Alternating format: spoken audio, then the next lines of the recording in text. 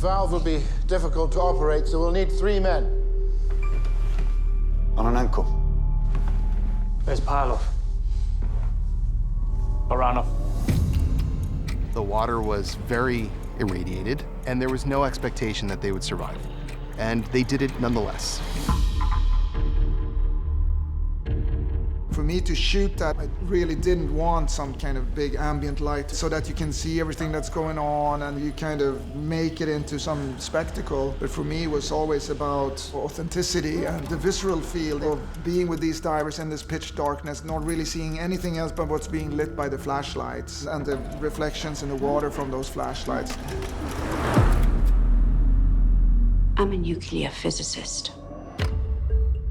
Olana Khumyuk is not a real person. She's an invented character, an amalgam of the scientists at the time in the Soviet Union who worked together.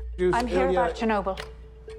One of the challenges of creating any kind of historical fiction is compressing the amount of people involved. I needed a character to represent the hundreds of scientists who came together to try and figure out how to stop Chernobyl from getting worse, to clean it up, and then to determine how it happened in the first place. Smothering the core will put the fire out, but you've made a mistake. These were scientists that understood that they were trying to solve a mystery in a system that did not want them to solve the mystery. They were put on trial. Scientists involved in this were threatened, their families were threatened, and yet they did it anyway, because I think they understood as scientists that the truth was no longer something that could be hidden away, that it was now too late. I prefer my opinion to yours. Before you were deputy secretary, you worked in a shoe factory. Because Legasov has the scientific understanding of what has happened, he immediately is given the responsibility of trying to figure out, well, what do they do next? He hasn't owned it yet, as in terms of it's his problem.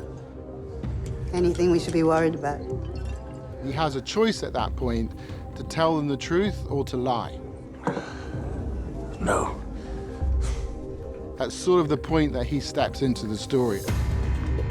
Up until that point, he was an innocent who was plucked from his life and plonked into this situation. But the moment that he lies, he now owns responsibility for the outcome.